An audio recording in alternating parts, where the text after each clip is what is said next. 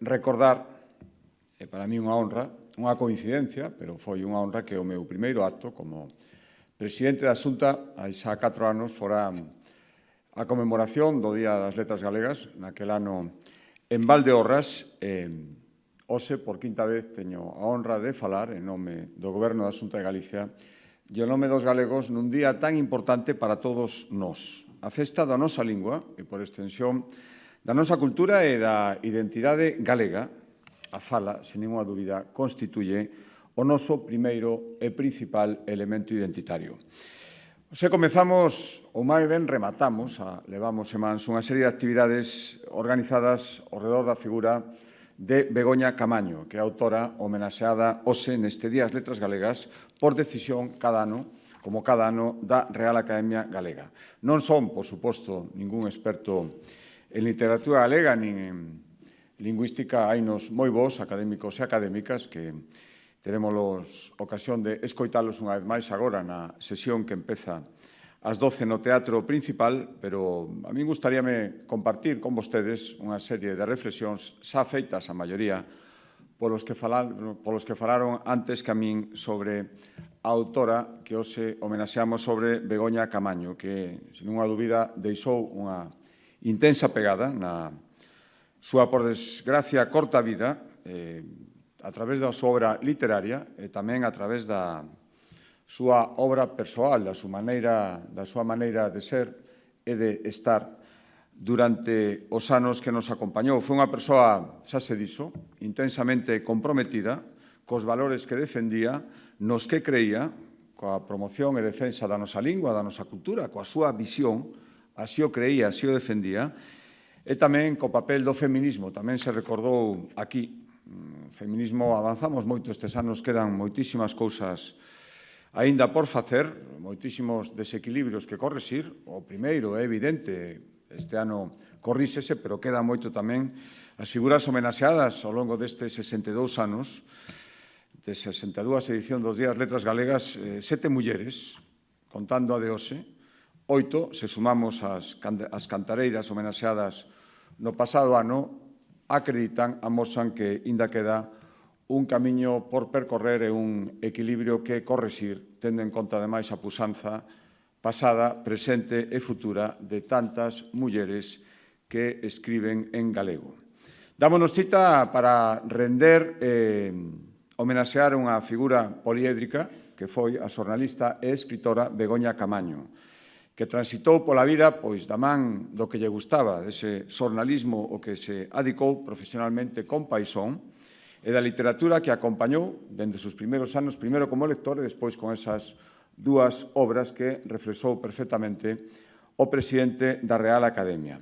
Conta Ana Romaní, na biografía que foi publicada pola Academia Galega, con ocasión desta conmemoración, que a maxia e os sonos aduban o territorio da infancia.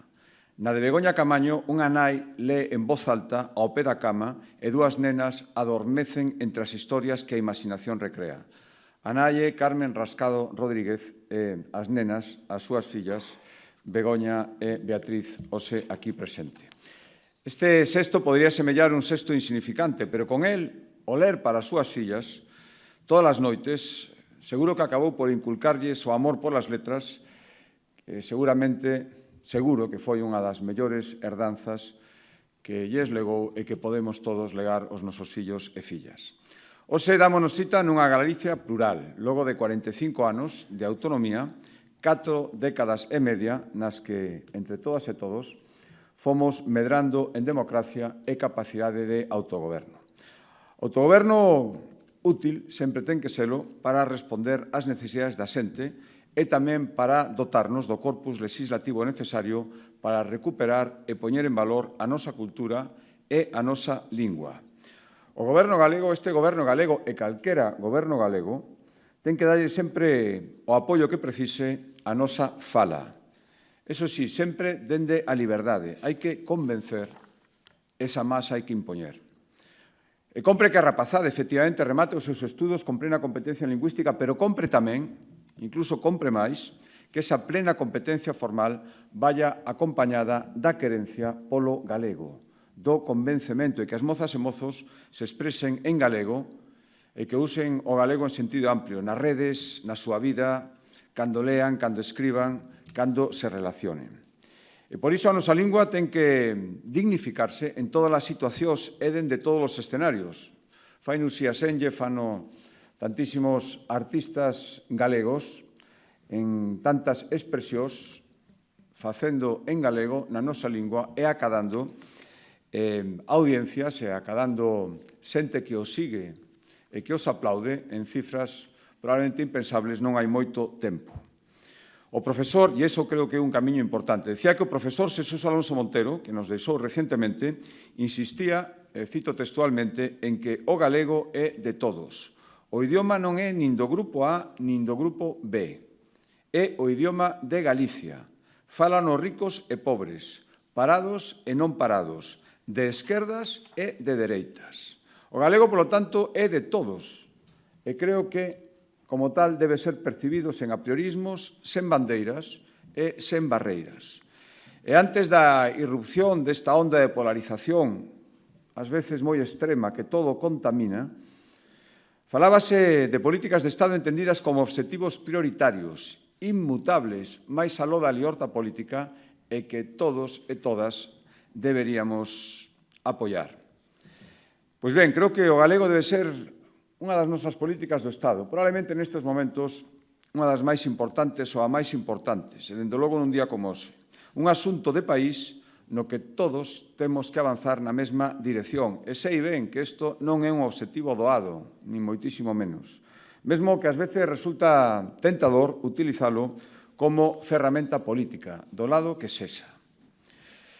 Pero creo que con vontade de acordo por parte de todos, este obxectivo común ten que ser un obxectivo posible. E por iso a Xunta de Galicia ofrece, como ofreceu sempre, diálogo e man tendida. Para que? Para blindar a nosa fala como un asunto do país, como que é, e para acordar ese pacto pola lingua que ten que ser realista e consensuado. Por suposto, todo é negociable. Todo menos o gran obxectivo. Agás ese gran obxectivo, que é garantir a pervivencia e o crecemento do galego. Garantir esas 1000 primaveiras máis para a lingua galega, como desexaba Cunqueiro. Que a fala se fale, como propoñían as Irmandades da Fala. Como dixo Begoña Camaño, un idioma é moito máis que un idioma. É unha forma de narrar o universo. Recordémolo hoxe, nun día como hoxe, especialmente. Moitísimas grazas.